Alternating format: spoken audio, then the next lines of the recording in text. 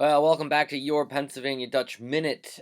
Today, I'm putting this video out the week between Christmas and New Year's, so I figured it'd be a good time to give you a little bit about Pennsylvania Dutch traditions at New Year's, because we do a couple things that are particular to our culture. So let's jump right in. The first thing I want to give you is how you wish somebody a Happy New Year in Pennsylvania Dutch, and that is Harliches Najaar. Harliches Najaar. Harliches Najaar. So you can use that when greeting somebody this week and you want to wish them a happy new year. Probably the thing that's the most recognized outside of Pennsylvania Dutch culture that we do at New Year's that maybe other people that aren't Pennsylvania Dutch also now do just because we do it is the typical meal on New Year's Day. And in Pennsylvania Dutch culture, what you absolutely must have for either lunch or supper on New Year's is pork and sauerkraut. And the phrase for that in Pennsylvania Dutch is Saaivlees und Sauerkraut. Saaivlees und Sauerkraut. And how we make it, well, it depends. I mean, some families make it different ways. You can either boil the pork and then throw the sauerkraut in with it, and then usually have mashed potatoes on the side, or you can roast the pork and then have the sauerkraut with it. It doesn't really matter how you make it as long as you're eating pork and sauerkraut at New Year's. And the reason we do that, at least the definition of the reason I've always been told, or what I've heard from a lot of people, is that for us Pennsylvania Dutch, we eat pork and not poultry at New Year's because when a pig eats, it pushes with its snout forward, as opposed to a chicken or a turkey that when they eat, they scratch their claw backwards. So the analogy is that a pig pushes forward when it eats, a poultry pulling back. So we want to push forward with good luck into the new year. And why sauerkraut? Mainly because at this point in the year, people who had made sauerkraut in the fall, it was now ready. It could be eaten and enjoyed, fresh sauerkraut.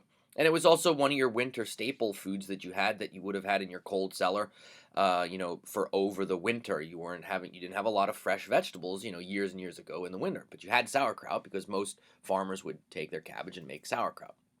So it's seen as bad luck if you don't have that for New Year's, so make sure that you are eating pork and sauerkraut on New Year's.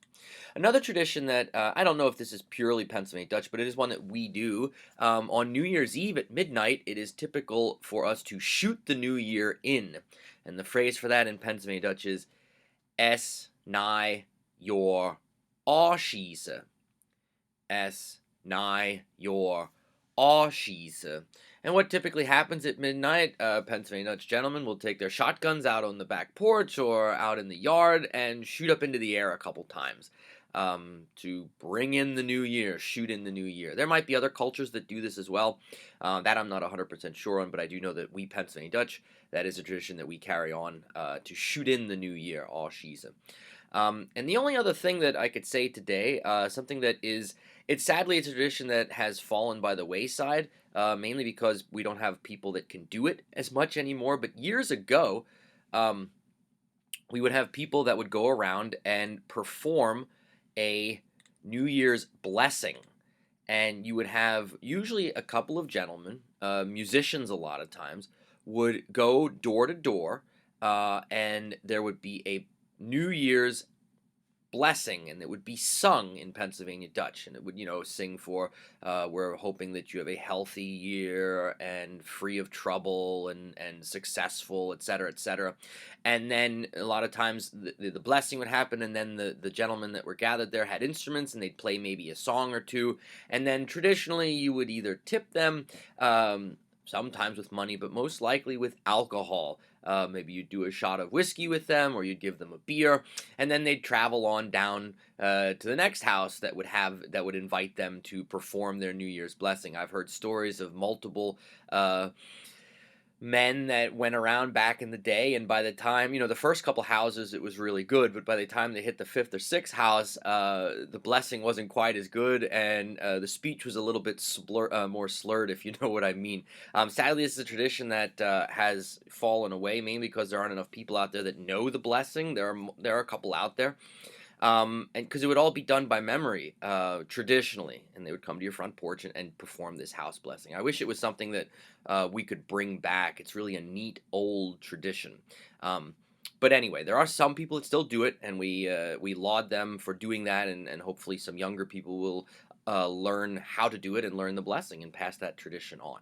So there are just a couple of ways that we, the Pennsylvania Dutch, celebrate New Year's. Honestly, it's one of my. I really enjoy New Year's. New Year's Eve has always been special for me. I don't know why. I just really enjoy it. I think it's such a symbolic holiday. You know, turning from the old year into the new year.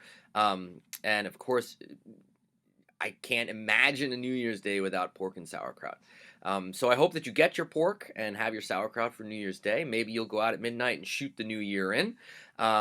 And wish somebody a happy new year. Halliges Najaar in Pennsylvania Dutch this week. So until next time, this is your PA Dutch Minute. Again, I'm always looking for ideas for future videos, so please feel free to email me with an idea or something you'd like to learn about, and I'll get a video out there in the near future. But until then, macht's goed, Halliges Najaar, and we'll see you in 2017.